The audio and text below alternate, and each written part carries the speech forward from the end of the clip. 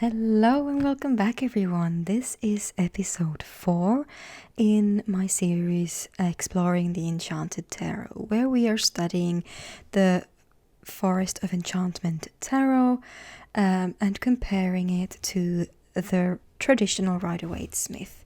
We're going to be reading out of the guidebook for each card and discussing the differences in the choice of artwork depiction, and also comparing the texts in this to the texts in this little little white book that's written by Rachel Pollack.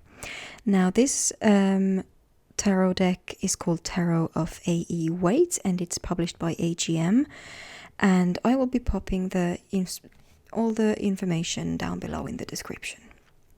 Now if you this is the first episode that you've stumbled on, I have a playlist that I'm going to link up here for you where you can check out the previous episodes if that's something that you would be interested in. Without further ado, we have 6 cards to go through today instead of 5, so it's going to be a slightly longer one.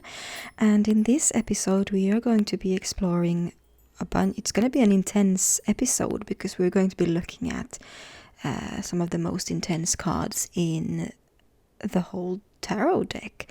So without further ado, let's get started. So we are starting out with the Enchanter's Wheel, which is the Wheel of Fortune. And I mean, the traditional Rider-Waite-Smith Wheel of Fortune that we see here is a very esoteric card. It's got a bunch of these esoteric symbols here, a jackal and the sphinx and all of these winged creatures here, the snake and all of these glyphs here, and the sigil in the middle. And I honestly have not dug into all of this symbology in the Rider-Waite-Smith. I just, Wheel of Fortune kind of says it all to me, and I have, hand on heart and confession time here. Personally, I'm not really interested in all of the esoteric symbology. It's not my cup of tea. So I just let the imagery wash over me and take intuitively what I can from it. Along with, the meanings that I've read from guidebooks and such, obviously. But,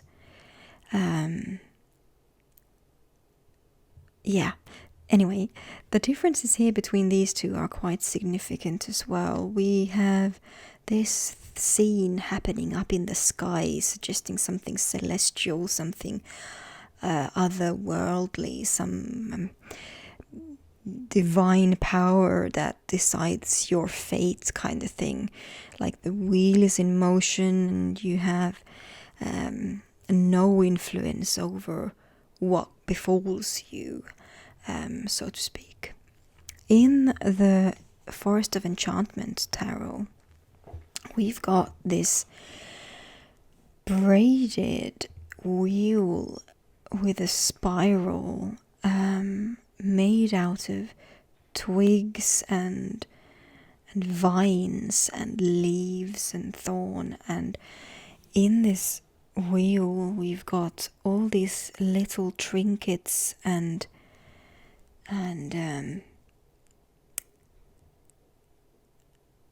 talismans, I would say. Talismans just attached to this wheel.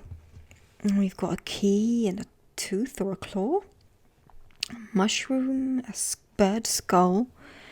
We've got an arrow point, an arrowhead, a bone of some kind, feathers, a red string that looks like a hagstone hanging there,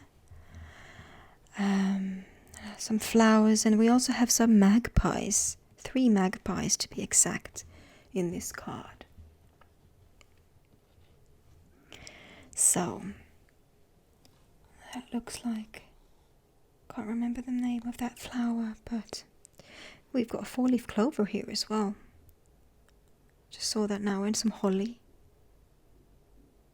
Oak.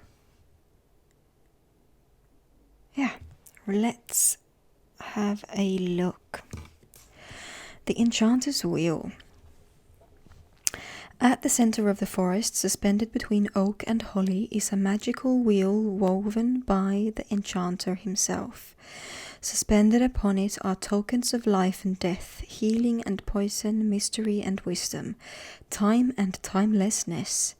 Every part of this spell weaving contributes to its power, just as all the experiences of our lives make up the whole.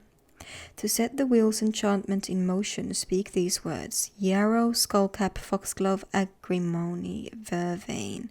The spell is sealed by magpie magic, 1 for sorrow, 2 for joy. Egg, bone, claw, skull, and feather. Was the wheel made to confound, confront, confuse? Who knows? Wizards don't explain themselves. The Enchanter's Wheel is the great unknown, the things we can't control or comprehend. They are what they are.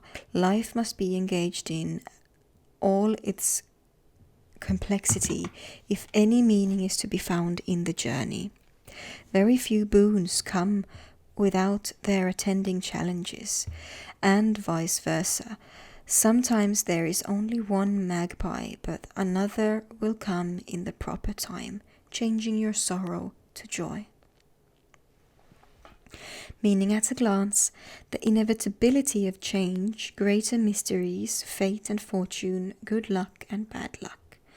A closer look, the center star is formed of plants that have healing, magical and poisonous properties. Yarrow, that's what it is, yarrow.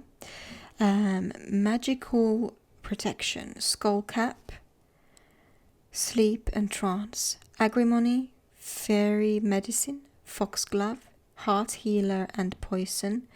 And vervain, antidote to poison. 7 magpies are present, whether egg, feather, skull, or bird. Ooh, okay. There's the egg, the skull, the feather, and then there's 2 feathers, right? Oh, that's interesting. In the little little white guidebook, it says this about the Wheel of Fortune.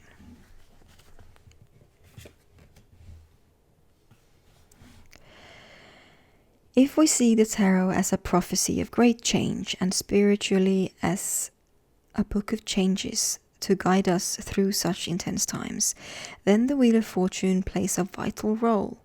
Halfway through the major arcana, the wheel gives us a vision of everything in flux, of fate turning the wheel whether we want it to or not. As if to remind us how mysterious life can be, the card abounds with symbolic images. Mythological creatures, Hebrew and European letters, alchemical signs.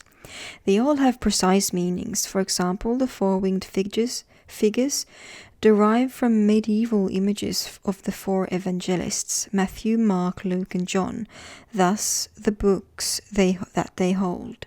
They also represent the 4 fixed signs of the zodiac, and thus their constantly changing seasons. We could decode every detail, but the effect would remain, a vision of life's mysteries and a reminder that we do not control what happens. Divinatory meanings. Fate, the turning wheel of life. Something is about to change, taking a chance. Great. So, again, the same general meaning, just a different approach. We've got the reminders of life's up and downs, how we cannot control everything that happens in life. Sometimes everything goes up and sometimes everything goes down, and what goes up must come down again eventually, and vice versa. We have in the Forest of Enchantment, we have a lovely depiction of this gorgeous wheel. I really love the depiction in this card. And when I was reading the guidebook earlier, it said the star in the middle, and I was like, what star? And I just saw it right just now as I was talking. I saw the star made out of these herbs. Do you see it? Do you see it now as I'm tracing it? It's like a pentagram. It's beautiful. Absolutely gorgeous. And it's made up of these herbs and plants that were mentioned in the write-up. So that's the yarrow, the foxglove, and etc. Right. Great. Let's get on to the next card. The Huntsman, which is the same as the traditional card, Justice, number 11 in the card deck. So, we can definitely immediately see here a huge difference in point of view. I mean, this is set in a forest. This person standing here is holding a gentle hand on the neck of this deer or doe, and in comparison, in this traditional Rider-Waite-Smith card, we've got this stern looking person sitting on some kind of throne-like thing almost between two pillars. Again, we see this imagery here like with the high priestess of this fabric, some kind of curtain strapped up between two pillars, kind of symbolizing that it's restricted. This place is restricted from you, and there are secrets behind here, wisdom that you cannot gain. And we've got, I have lost my pointing stick, so I'm gonna have to use this pen for a little moment. So we've got, yeah, this stern looking person with a sword and scales here, and a crown on their head, symbolizing an authority. This is somebody that you would come up against you would feel fear, in my opinion. And I mean, yeah, let's have a look at the Huntsman over here in the Forest of Enchantment Tarot. Here we've got a man, a huntsman. He's got woodsy clothes and a hunting horn and a bow and arrow here. But the bow is not, like the bow is not taut. He's not aiming at you. He's off guard, so to speak. He's holding his hand, like I said earlier, on this deer. His eyes look almost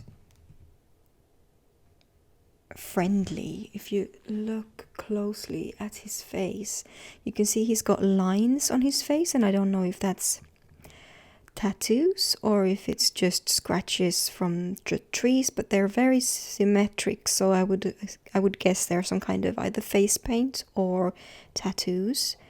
But his eyes look caring and warm and kind.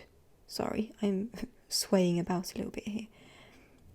And yeah, it's like if you came across this guy in the forest, of course, if you're alone, I would probably be scared anyway. But after a while, I think I would notice these kind eyes. Do you know who he actually reminds me a bit of? If any of you have seen this 90s show called Dr. Quinn, he reminds me of Sully in Dr. Quinn. He's a man who was raised by Native Americans and has adapted their ways, and and he dresses like them and has this long hair, but he's very fair in his judgments most of the time, and he's got a very stoic way about him. But yeah, so he really reminds me of Sully from Dr. Quinn. Anyway, let's read from the guidebook, shall we? So, the Huntsman. A mighty huntsman stands with his bow and arrow at the ready, his hunting horn at his belt.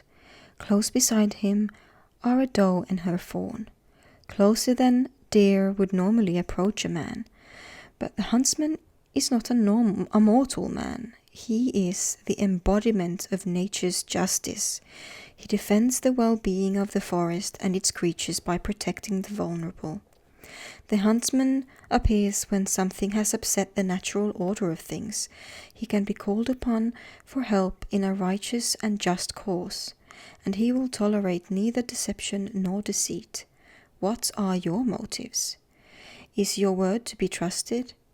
He is assessing you, not condemning you, yet.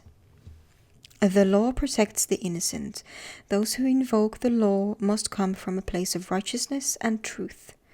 Encountering the huntsman signifies that the balance of justice is in play, and you must be careful to obey the laws of nature and humanity. Listen to your conscience as embodied by the huntsman, and do the right thing. Meaning at a glance: justice, integrity, and fair dealings. Legal and ethical matters, truth and honor, giving and receiving respect. A closer look. The huntsman's horn is blown to call the wild hunt that rides through the forest on May Eve and All Hallows Eve. It is also blown as a lament at the death of an innocent. Ooh, that gave me a bit of a chill, because it's May Eve today when I'm filming this. So yeah, that's a bit funny, actually. Right, let's go straight into the justice of this little guidebook. The Wheel of Fortune represents that what we cannot control. The justice challenges us to look closely at who we are, what we have done. Unlike most courthouse statues of justice, she does not wear a blindfold. Compare the Two of Swords, but stares directly at us, a challenge to say the truth. The sword points straight up, one of only 3 to do so, along with the Ace and Queen of Swords. It reminds us that justice requires action, not just passive observation. We need to understand that and then do what is right. As card 11, justice is pivotal, the beginning of the second half of the major arcana. 0 to 10, 10 to 21, 11 to 21. In times of change and challenges, it tells us 2 things. First, we cannot avoid the truth. We need to look at our own part in everything. Second, we need to make a decision and act upon it with principle and fairness as our guides. Divinatory meanings: truth, honesty, self-acceptance, fairness, the need to act justly, a just outcome in a court case. Alright. So the meanings are, clearly about justice and acting just and fairly, and it revolves around ethics and morals and truth and honor and such. But the approach is again completely different. I feel this is such a much more gentler approach, even though it's in all seriousness. It still gives a more gentle approach, protecting the ones who are weaker and such. I am really starting to bond more with these depictions. I mean, I had an instant bond, but what I'm trying to say is doing this series and seeing how they reflect on the traditional Rider-Waite-Smith but still has their own twist. I like the twists, is what I'm trying to say. Yeah. Alright, on to the next card. Next up we have Suspension or the Hanged Man. Alright, so I, really love the depiction in this deck of the Hanged Man. In the traditional, we have this man tied up to this kind of beam / cross looking thing, almost, like a crucifixion, but upside down and with the rope. And we've got here this man who's just calmly hanging, no real emotion showing on the face, hands behind his back, just chilling out there really. And he's got this bright yellow beaming coming from around his head, giving the impression that he's reaching some kind of enlightenment, seeing things from this different perspective. And it's a very simple card, but it does give you a lot to chew on, in my opinion. The Hangman is a very interesting card, I think. And in the Forest of Enchantment, we also have a man upside down, but he is encased in amber, exactly like a fossilized mosquito from ancient times. He is suspended in time and place and just become part of this tree and its sap. It's a very gorgeous picture, and the color in this is just so pretty. And here we have a dragonfly that's joined him as well, being suspended in the sap with him. Right. In the guidebook it says, in an ancient pine in a remote part of the forest, a sorcerer hangs suspended in amber. Though his body is caught in stasis, he is alive, and his consciousness roams freely through many worlds. In his prescience, the sorcerer foresaw that deeper wisdom would be needed if he was to help the world in hard times to come. The normal passage of time was too swift for him to learn all he wished to learn. So he created a pocket of timelessness in the heart of the pine and stepped into it of his own volition. As the enchanted sap flowed warmly around his mortal form, the sorcerer felt himself rotating, released from gravity's grip. When the amber had solidified, the sorcerer was head downward like an infant in the womb. In the proper time, he will release himself from this chamber of deepening and emerge reborn. Suspension signifies a time of surrender to a higher purpose. There are times for action, and there are times when it is best to stay still and deepen in wisdom. Your soul is ready for its next stage of growth. This may involve a sacrifice of worldly ambitions or well-laid plans. Meaning at a glance: initiation, a new point of view, surrender, mystical messages, a retreat from daily life, heeding an inner call. A closer look. The dragonfly is a symbol of change and self-realization. The presence of a dragonfly in the sorcerer's amber cocoon is an affirmation that he is on the right track in his pursuit of wisdom. This guidebook, you guys, it's written just so beautifully. I am so in love with Linnea's turn of phrases and the way she just explains these cards. Yeah. So, the Hanged Man. Here we find one of the tarot's most mysterious cards, with interpretations that range from execution to spiritual enlightenment. In Italy, people sometimes hang the traitors upside down, and thus some decks called him l'appeso, the traitor. Excuse the horrible, the horrible pronunciation of that.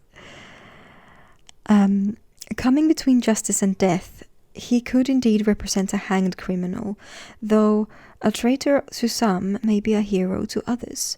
Less dramatically, some see him as stuck, unable to move without some painful sacrifice. Yet radiant light fills his face, an image which we find nowhere else in the deck. The positive side shows an attachment to our deepest values, a spiritual connection as strong as an ancient tree. We may appear wrong to others, upside down, but we have found our own truth.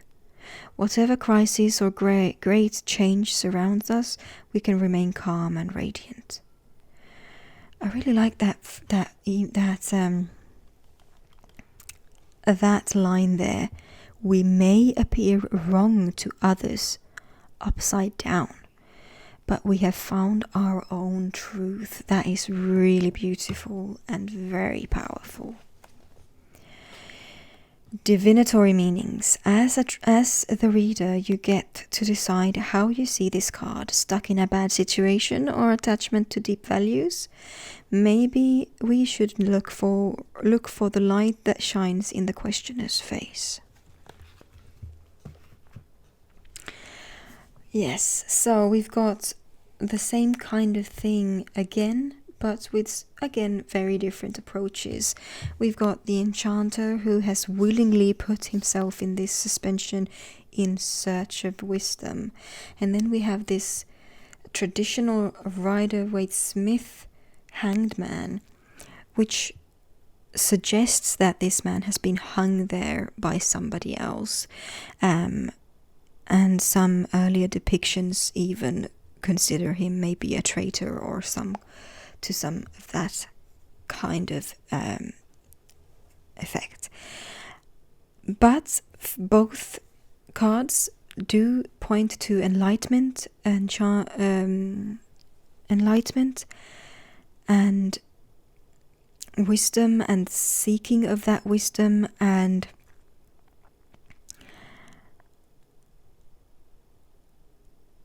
yeah, heeding an inner call, the inner call to put yourself in this situation in the first place. Very interesting. And the Hanged Man is, like I said, one of the cards I find very intriguing in any deck. Right, next up we have the Black Shuck, which, if you saw my classics video, I was having a bit of a hard time. And isn't it funny that the moment I start talking about the Black Shuck, there's a dog barking in the background. Oh, the synchronicities sometimes, it's just so funny. Anyway, the Black Shuck is death in the Rider-Waite-Smith deck. And yeah, in my classics video I was talking about how the Black Shuck kind of threw me off my game with this deck and how I had a hard time reading this card the way I usually read death. But I mean, considering the way that the traditional Rider-Waite-Smith death is depicted as well, I should have a hard time reading this. the way I read death. Let me explain. So the death card I usually think of as new beginning, rebirth, something that's needing to be shed away, to die in order for you to continue on your path, to evolve, to basically rise from the ashes almost. And here we see like death in an armor on a white horse with red eyes, and he has slain this person which looks like a king. There's a fallen crown here. Let me pick it up so you can see better. And then we've got this pope-like figure, kind of like begging, looks like he's begging death to spare this woman and child.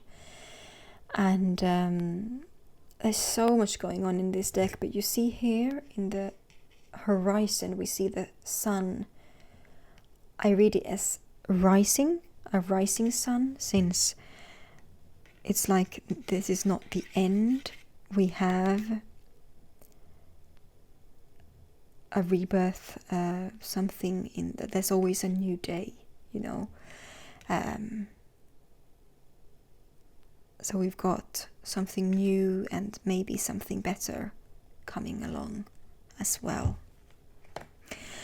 The black shuck is just so very different, a bad omen from all that I've gathered. This big black dark dog from folk tales, I think Irish folk tales, I might be wrong, but anyway, you know, it's what Sirius Black in the Harry Potter book 3, Prisoner of Azkaban, is based on. His you know, all of the omens that Professor Trelawney brings to Harry in the beginning of the book and everything, you know, how he's marked for death because the black dog is following him and he keeps seeing this big black dog, and it then ends up being, spoiler alert, Sirius Black. But it just makes me think of that because I grew up on those books. I've read them so many times. But anyway, so this dog just looks so menacing, and you see no sunshine anywhere. It's you're at a graveyard. There's this poisonous looking mist all around him. The eyes are glowing red, and then we've got these just shooting lightning bolts across the sky, and the card just looks so dark and so scary, and it's like there is nothing good here.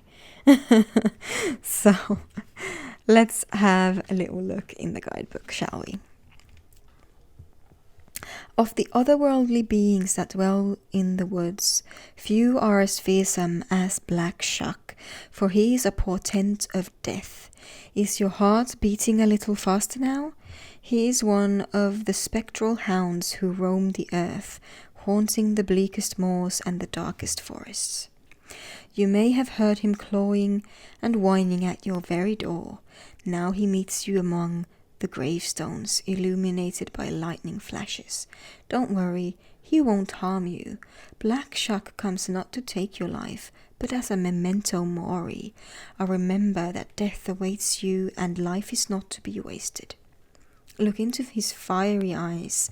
Let him know you understand his message. If you have the courage, extend a cautious hand and feel his cold breath. He knows your scent, and he will find you again. Sooner or later, Black Shuck comes for us all. When Black Shuck appears, take it as a sign that you need to prioritize what is important to you and release what no longer serves you.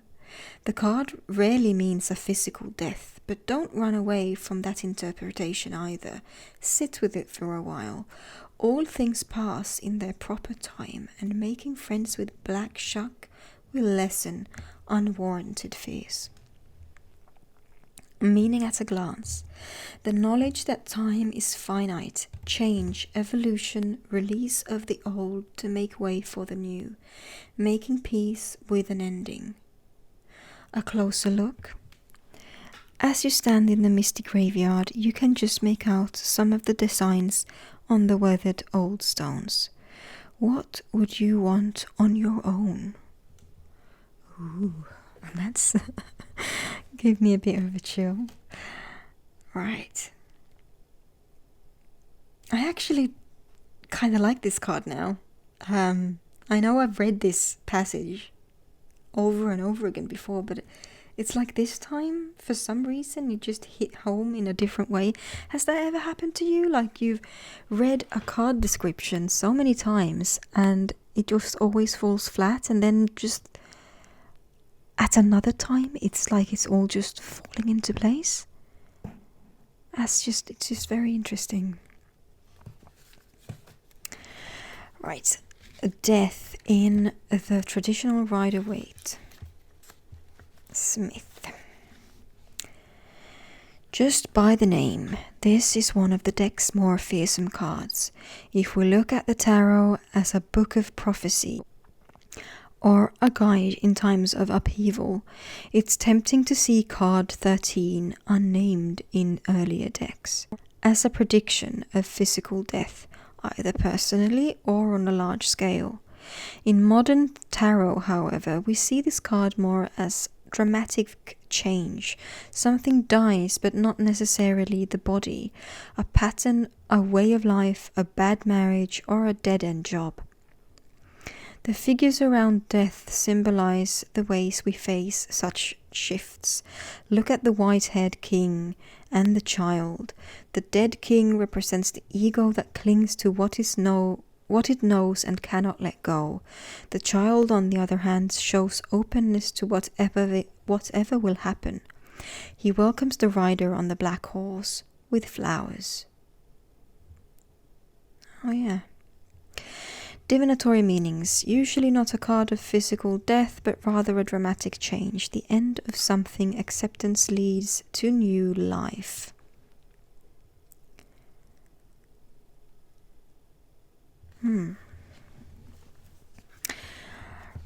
Right, so changes, evolution, release of the old to make way for the new, all the same guide or keywords, and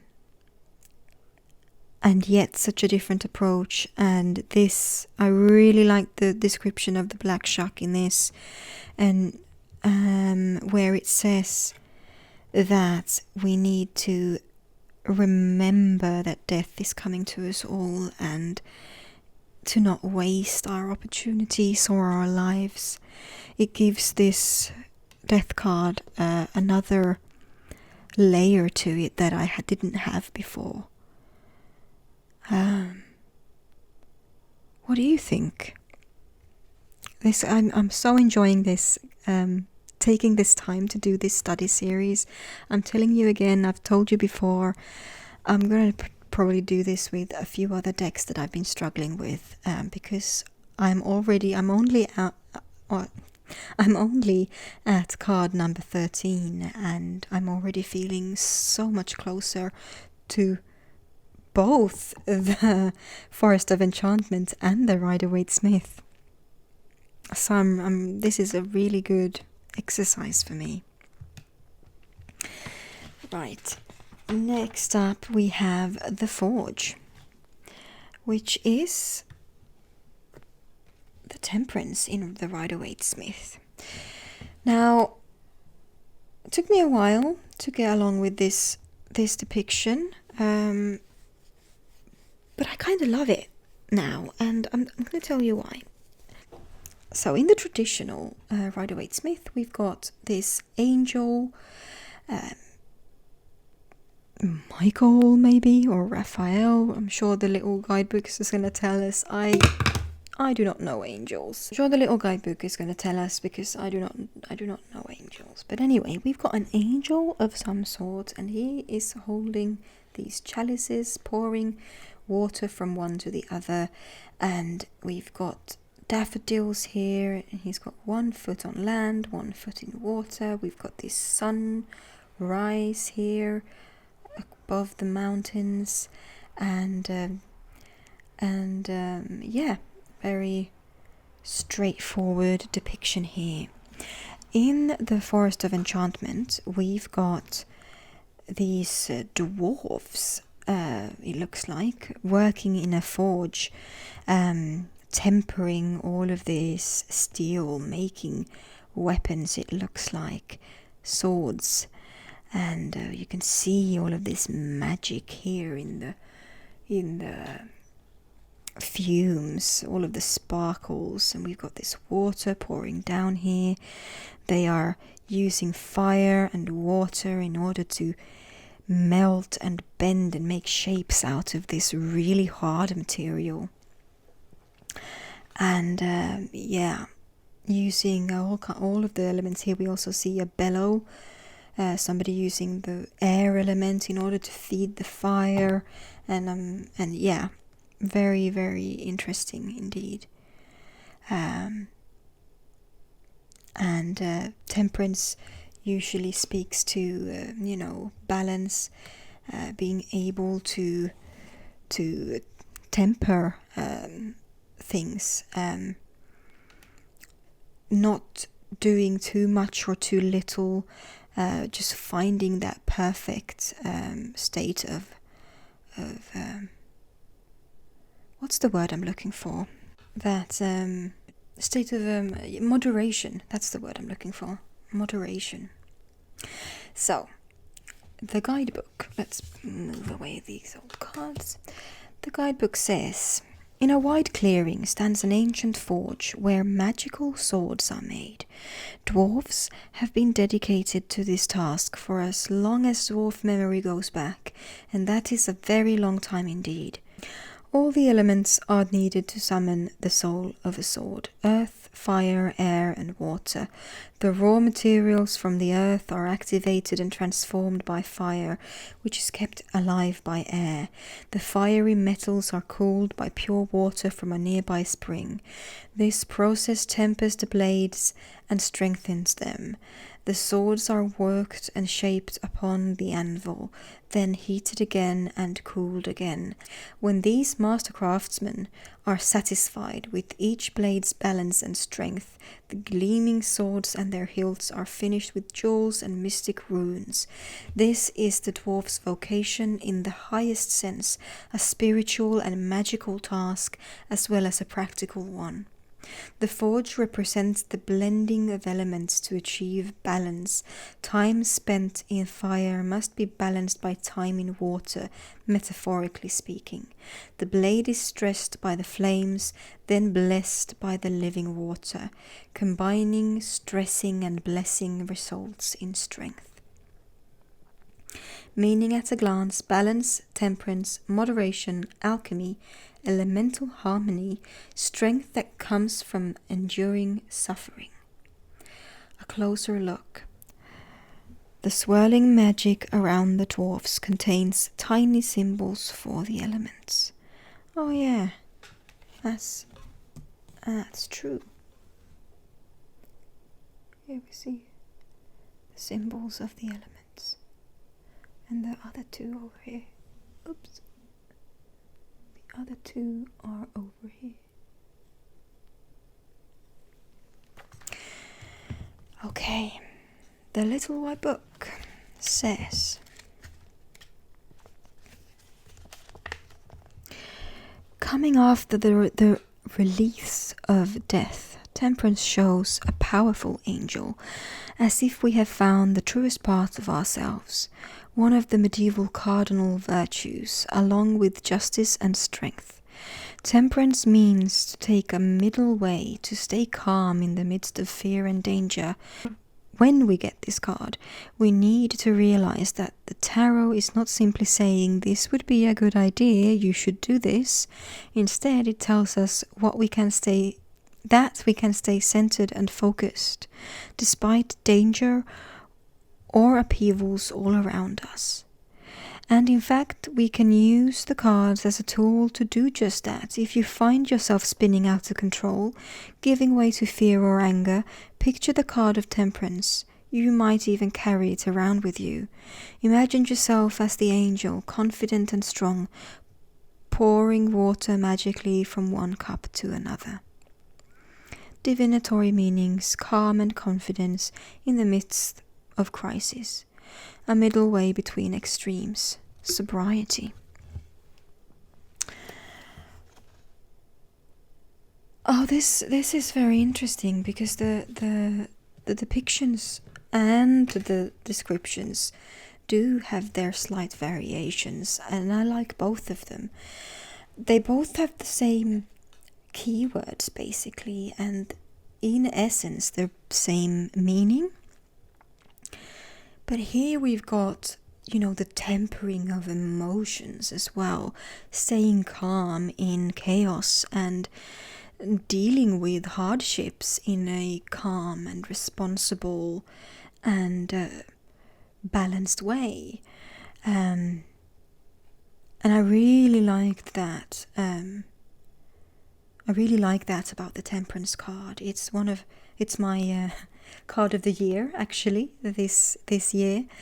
And I just feel a very strong connection to Temperance overall. I really think that both of these cards have wisdom to give. I mean, it's the same, but you know what I mean. I really do love this depiction, and it gives a different view to the whole Temperance, including all of the elements and the patience that it takes to temper steel and creating a masterpiece and becoming skilled enough to be able to do this. And really love Temperance overall. But this card just looks so magical. Speeding along, let's see, I don't know, I was going to just do 6 cards, then I noticed that I had forgotten about the Wheel of Fortune, so if we're going to do both the Devil and the Tower, like I had thought, then it's going to be 7. We are already at an hour, or nearly at an hour, so I'm going to be doing the Devil now, and then I think we're going to save the Tower for the next episode. So, the Devil is the liar in the Forest of Enchantment Tarot. Here we have the traditional depiction, which depicts this slightly, bit of a stocky devil type person. I always find his face to be a little bit funny. I don't know why, he just makes me laugh. We've got this devil here sat on a pedestal of some kind and a pillar. He is echoing the magician's gestures here, as above so below. We have also an echo of the lovers here in this card as well, where we've got now the female and the male being loosely, mind you, chained to this pillar. And we also have here, they got tails of fire and of some kind of, berries, it looks like. And you can see here the chains are so loose they could easily lift this chain off of over their heads. But the characters themselves have horns as well, so you can see that they are, depicted as sinners, maybe, being held captive by their vices, I suppose. Anyway, over here in the Forest of Enchantment, we've got this trickstery looking dude. He looks very sneaky indeed, and if I didn't know better, I would have almost taken him for the magician in a way. But if we look closer, you can see here he's holding a staff, and there's this sneaky snake that's twirled around the edge of it. He is holding something in his hand. What is that? It looks almost like some kind of powder or magical something. Maybe that bird has taken that coin. Can you see the bird? Am I doing a poor job of this? That ring light is really bugging me. That bird looks like he's got a golden coin in his beak. Looks like the liar here might have been singling that coin up and down, and the bird has taken it. Anyway, we also have a little mouse or something on his shoulder here, and yeah, he looks sneaky as all heck. So let's see what the guidebook says. The liar beckons you. Oh, he's beckoning, of course. Okay.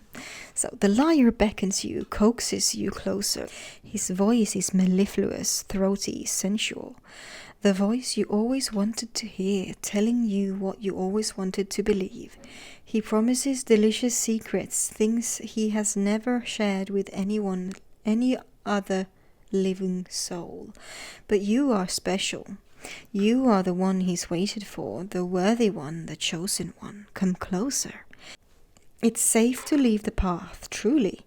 It's only a little way off the path, a mere nothing. You can always run back if you wish. He won't stop you. There is nothing to fear.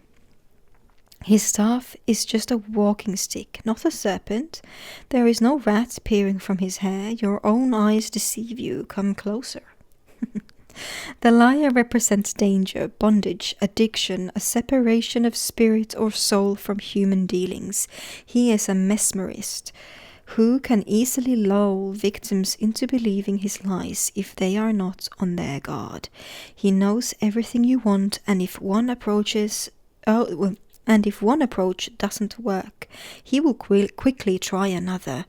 You must choose to escape, for he will never let you go of his own accord. Meaning at a glance. Bondage to what is harmful, separation of mind and heart, soullessness, manipulation, addictions. A closer look. The liar's bird, a magpie, is bringing him some gold. There are magpies and magpie feathers in other cards. Can you find them? Alright. So that sounds so far quite similar to the traditional devil, but let's read from the guidebook nonetheless. With the devil, the tarot's prophetic sequence comes into full force. He symbolizes the light that now is imprisoned and needs release. In individual readings as well, we can see him as whatever seems to trap people in fear and obsession. The devil's number 15 reduces to 6. 1 plus 5 equals 6. Put the two cards side by side and you will see how the devil appears to corrupt the lovers' perfect harmony. Instead of an angel blessing Adam and Eve, we see a scowling monster who keeps his slaves chained to his block of stone. But look closely. The loops of the chain are large enough for them to take off and walk away. In reality, the card teaches the opposite of what it seems. The moment we stop believing in our helplessness is the moment of our freedom. Some people take very different views and see the devil as simply a wild time letting loose after Temperance's perfect control. Divinatory meanings: darkness, fear, situations, or addictions that seems to enslave us. Alternatively, wild time, excess. So yeah, we have two cards speaking to bondage and harmful addiction and such things. But in a way, the approaches are similar, like different, but the meanings might be similar in the end. I mean, here we've got a literal devil chaining you there, but it's like he's chained you, but you just need to make the decision to leave, basically. Here we've got a devil trying to ensnare you, and you have the choice to just not listen. So they are speaking of the same thing, but the depiction is in separate, it's in like different stages. This is like before the devil has taken you already, and this is after he has succeeded to ensnare you. So yeah, that's quite a funny perspective of this card. So, what did you think about these cards that we've been looking at today? Did you have any special thoughts that popped up? Did you write anything down that you thought sounded interesting? Did any of this reveal any new insights for you? Let me know in the comments below. I would really love to read them and have a little discussion with you about these meanings. So, please take a moment to like and subscribe. It really encourages me to keep going with my videos. But anyway, thank you so much for watching. Please take care of yourselves out there. Be well, my friends, and I'll see you in my next video. Bye!